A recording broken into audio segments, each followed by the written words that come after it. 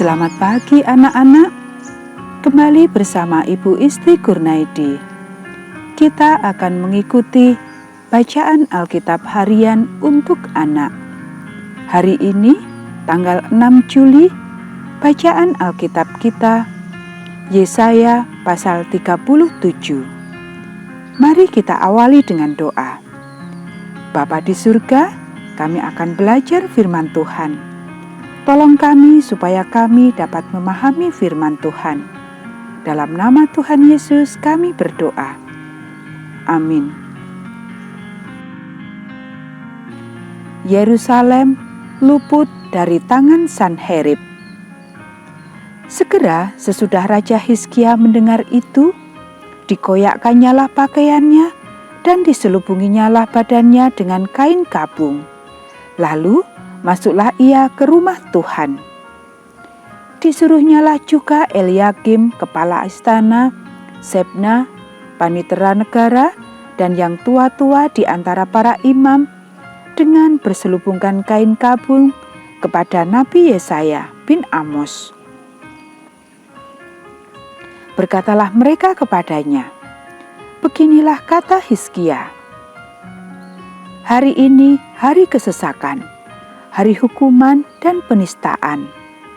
Sebab sudah datang waktunya untuk melahirkan anak, tetapi tidak ada kekuatan untuk melahirkannya. Mungkin Tuhan Allahmu sudah mendengar perkataan juru minuman agung yang telah diutus oleh Raja Asyur tuannya untuk mencela Allah yang hidup, sehingga Tuhan Allahmu mau memberi hukuman karena perkataan-perkataan yang telah didengarnya. Maka baiklah engkau menaikkan doa untuk sisa yang masih tinggal ini." Ketika pegawai-pegawai Raja Hizkia sampai kepada Yesaya, berkatalah Yesaya kepada mereka, "Beginilah kamu katakan kepada tuanmu, beginilah firman Tuhan.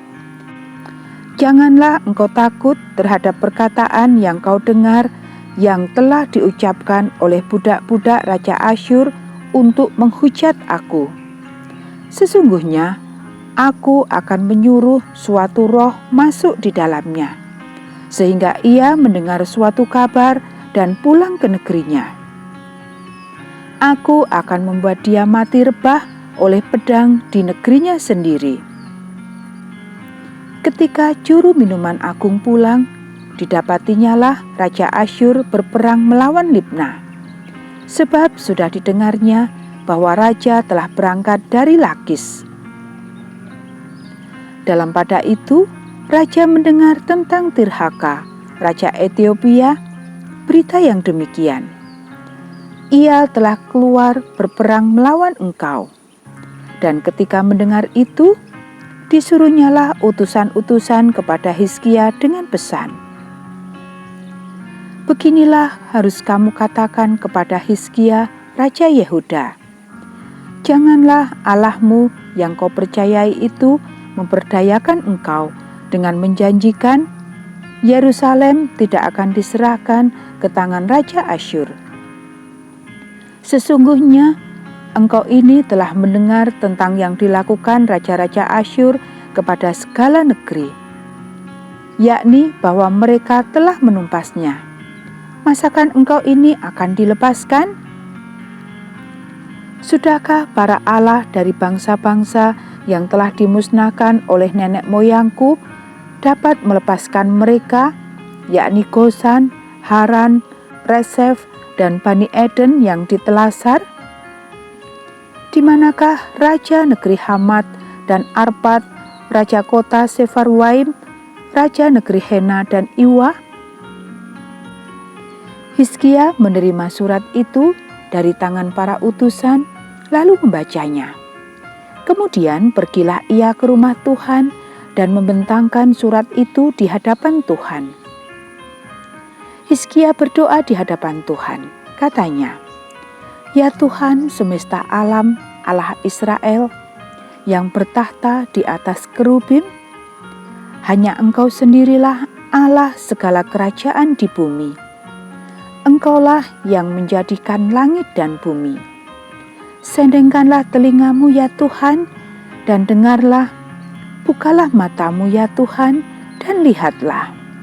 Dengarlah segala perkataan Sanherib yang telah dikirimnya untuk mencela Allah yang hidup. Ya Tuhan, memang raja-raja Asyur telah memusnahkan semua bangsa dan negeri-negeri mereka, dan menaruh para allah mereka ke dalam api, sebab mereka bukanlah Allah, hanya buatan tangan manusia, kayu dan batu. Sebab itu dapat dibinasakan orang.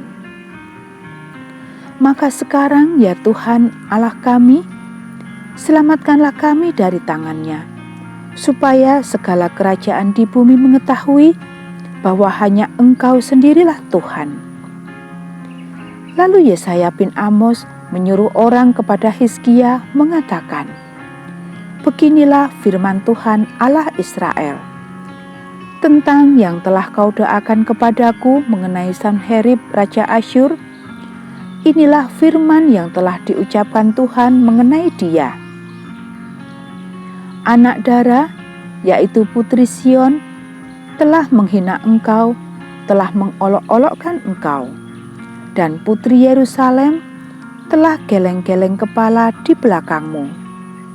Siapakah yang engkau cela dan engkau hujat? Terhadap siapakah engkau menyaringkan suaramu dan memandang dengan sombong-sombong? Terhadap Allah yang Maha Kudus, Allah Israel.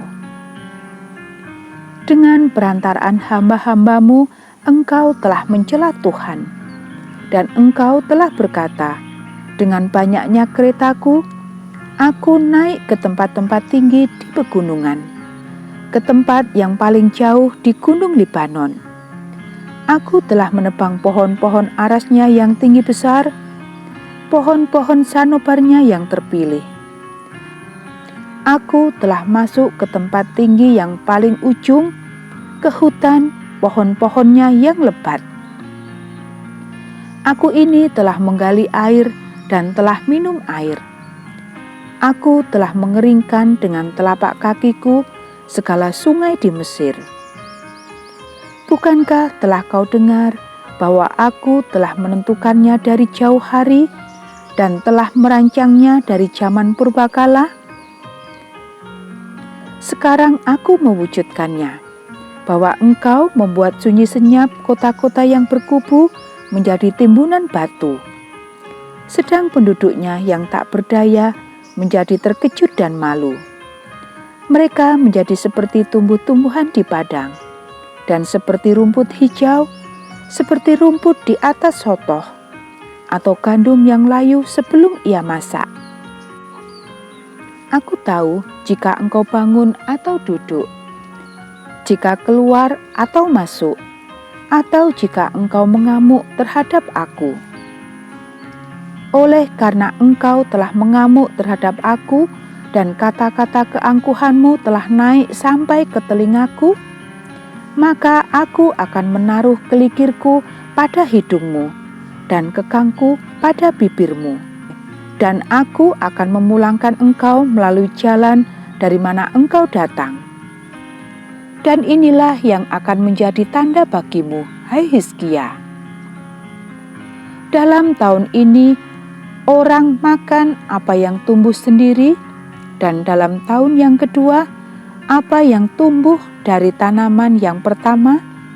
Tetapi dalam tahun yang ketiga, menaburlah kamu, menuai, membuat kebun anggur, dan memakan buahnya. Dan orang-orang yang terluput di antara kaum Yehuda, yaitu orang-orang yang masih tertinggal, akan berakar pula ke bawah dan menghasilkan buah ke atas. Sebab dari Yerusalem akan keluar orang-orang yang tertinggal, dan dari Gunung Sion orang-orang yang terluput.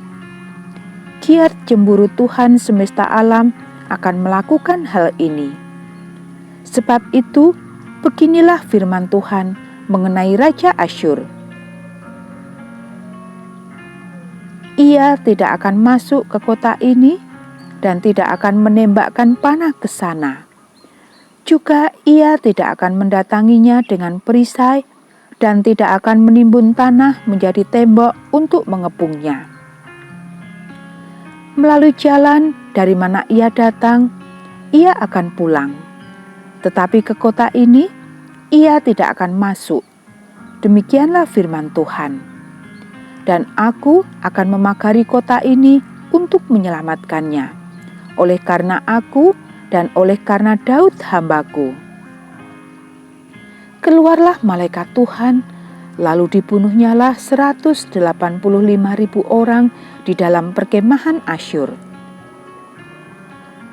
Keesokan harinya pagi-pagi, tampaklah semuanya bangkai orang-orang mati belaka. Sebab itu, berangkatlah Sanherib Raja Asyur dan pulang, lalu tinggallah ia di Niniwe. Pada suatu kali, ketika ia sujud menyembah di dalam kuil Nisrok allahnya, maka Adramelek dan Sareser anak-anaknya membunuh dia dengan pedang, dan mereka meloloskan diri ke tanah Ararat. Kemudian Esarhadon, anaknya, menjadi raja menggantikan dia. Anak-anak, demikianlah bacaan firman Tuhan hari ini. Mari kita akhiri dengan doa. Bapa di surga, terima kasih kami sudah belajar firman Tuhan. Tolong kami supaya kami dapat melakukannya. Kiranya Tuhan memberkati kami hari ini saat kami belajar, bermain, dan membantu orang tua. Dalam nama Tuhan Yesus kami berdoa. Amin.